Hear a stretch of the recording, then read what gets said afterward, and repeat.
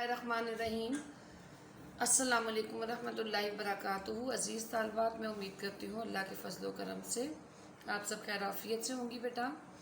گزشتہ لیکچر میں ہم نے قرارداد لاہور جو ہے یہ ٹاپک شروع کیا تھا۔ ہم نے اس کا متن اور اس کی اہمیت اور جو ہے اس کو تھوڑا سا ڈسکس کرنا ہے۔ متن ہم پڑھ چکے ہیں اور آج جو ہم ڈسکس کریں گے بیٹا وہ اس کی اہمیت ہے۔ اہمیت کے حوالے سے درج ذیل جو ہے یہ ٹاپکس بہت اہمیت کے حامل ہیں۔ نمبر 1 واضح نصب العین، نمبر 2 نیا جوش و ولولہ، نمبر 3 واضح حکمت عملی، نمبر 4 اسلامی معاشرے کا قیام، نمبر 5 ہے مسلم لیگ مسلمانان ہند کی واحد جماعت، اور نمبر 6 ہے قائد اعظم کی مقبولیت میں اضافہ۔ تو پہلا ٹاپک واضح نصب العین۔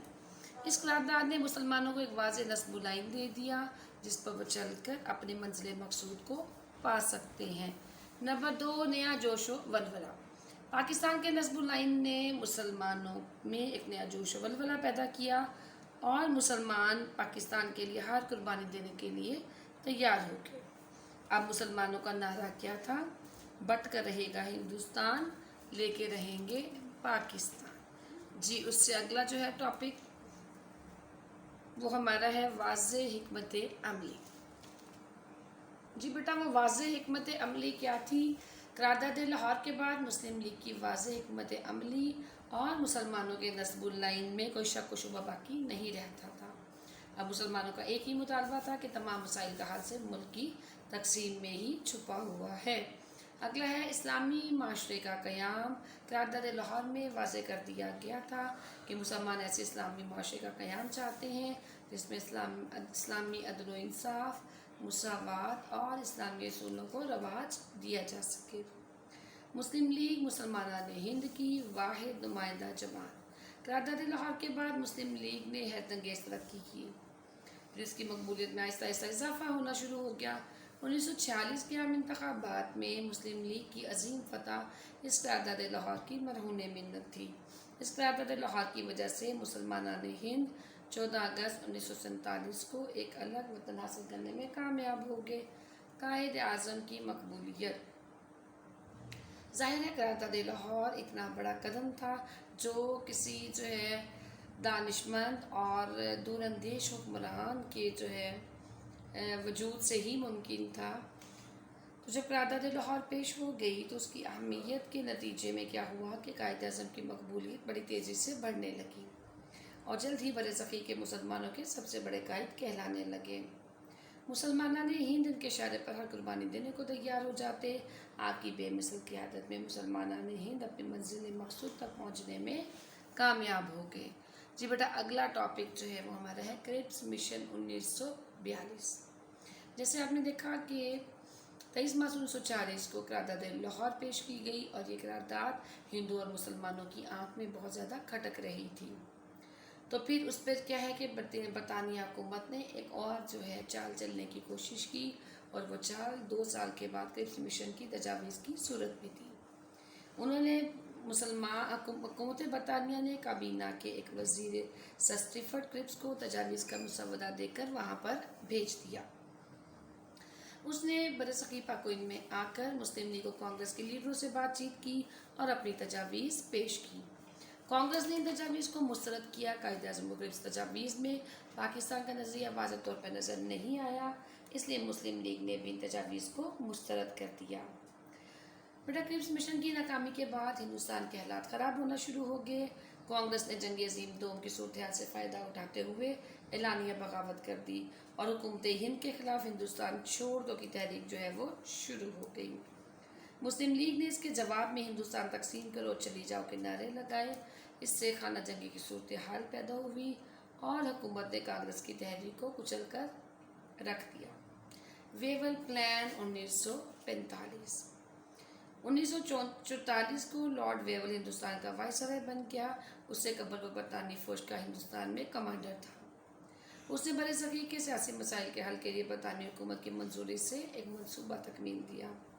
ویول نے اس منصوبے پر غور کرنے کے لیے ہندوستانی لیڈروں کی ایک کانفرنس بھی بلائی جو 1945 میں بلائی گئی تھی، جس میں وائسرائے کی کونسل میں مسلمانوں اور ہندوؤں کو برابر نمائندگی دی جانے کی پیشکش تھی۔ اس طرح وائسرائے کی کونسل میں 5 مسلم اراکین تھے، لیکن کانگریس مسلم نشستوں پر ایک مسلمان نامزد کرنے کا مطالبہ کر رہی تھی۔ قائد اعظم نے اعلان کیا کہ مسلم لیگ مسلمانوں کی واحد جماعت ہے، اس لیے وہ 5 ارکان کی نامزدگی کرے گی۔ اس پر یہ کانفرنس جو ہے وہ ناکام ہو گئی۔ اگلا پوائنٹ عام انتخابات 1945-46۔ جی بیٹا 1945 اور 46 میں عام انتخابات ہوئے۔ ان انتخابات میں مسلم لیگ نے جو ہے نمایاں نشستیں حاصل کی، اور مسلم لیگ جو ہے اس نے اپنے آپ کو مسلمانوں کی واحد نمائندہ جماعت جو ہے بنانے میں بہت زیادہ جو ہے وہ ایفرٹس کی۔ قرارداد دہلی 9 اپریل 1946 کو قائد اعظم نے انتخابات میں مسلم لیگ کے ٹکٹ پر کامیاب ہونے والے اراکین اسمبلی کا کنونشن دلی میں منعقد کیا، جس میں بنگال کے وزیر اعلیٰ حسین شہید سہروردی نے قرارداد پیش کی۔ اس میں قرارداد لاہور کو دہراتے ہوئے بنگال، آسام، پنجاب، سرحد سندھ اور بلوچستان پر مشتمل خود مختار ریاست قائم کرنے کا مطالبہ کیا گیا۔ کیبنٹ مشن کا منصوبہ انتخاب کے بعد برطانوی حکومت نے ہندوستان کا دستوری مسئلہ سلجھانے کے لیے ایک جو ہے وزاراتی مشن بھیجا پاکستان میں، ٹھیک ہے، جس میں Lord Patrick Lawrence, Stafford Cripps, A B Alexander, 3 برطانوی وزیر اعظم اس میں شریک ہوئے۔ ان تینوں نے ہندوستان کی تمام سیاسی جماعتوں کے رہنماؤں سے بات چیت کی، لیکن اتفاق رائے نہ ہو سکا، اور عبوری حکومت میں 5 کانگریسی اور 5 مسلم لیگی رہنما شامل تھے، لیکن وائسرائے نے 6 کانگریسی اور 3 دیگر اراکین کی تعداد جو ہے وہ مقرر کر دی۔ پھر بیٹا مسلم لیگ نے اس وعدہ خلافی پر احتجاج کرنے کا اعلان کیا۔ 14 اگست 1946 کو راست اقدام کا منصوبہ بنایا گیا۔ مسلمانوں نے یوم راست اقدام کو روکنے کے لیے ہندوؤں کے لیے طاقت کا استعمال کیا، جس کے نتیجے میں قتل و غارت زیادہ ہو گیا اور مسلم لیگ کو عبوری حکومت میں شامل نہ کیا گیا، تو اس سے فسادات پیدا ہو گئے، اور چنانچہ وائسرائے نے مسلم لیگ کو عبوری حکومت میں شامل کرنے کے لیے قائد اعظم کو خط لکھا کہ وہ 5 نمائندوں کے نام تجویز کرے۔ قائد اعظم نے وائسرائے کی دعوت قبول کر لی اور 5 مسلم لیگی ارکانوں کے جو ہے وہ نام جو ہے قائد اعظم نے پیش کر دیے۔ جی بیٹا آج کے لیکچر میں ہم نے قرارداد لاہور کی اہمیت کو پڑھا، اس کے ساتھ کرپس مشن اور ویول پلان اور عام انتخابات 1945-46 اور سب سے آخر میں کیبنٹ مشن کا منصوبہ 1946۔ جی بیٹا آج کے لیکچر کو ہم یہیں پہ ختم کرتے ہیں۔ میں امید کرتی ہوں کہ اگلے لیکچر میں انشاءاللہ جب ہم ملیں گے تو آپ اس گزشتہ لیکچر کو سمجھ کر یاد کر کے آئیں گے۔ اگلے لیکچر کا سلسلہ پھر انشاءاللہ شروع کریں گے، جس میں جو ہے لارڈ ماؤنٹ بیٹن کا 3 جولائی 1947 کا منصوبہ پڑھیں گے۔ تو ملتے ہیں اگلے لیکچر میں۔ السلام علیکم ورحمۃ اللہ وبرکاتہ۔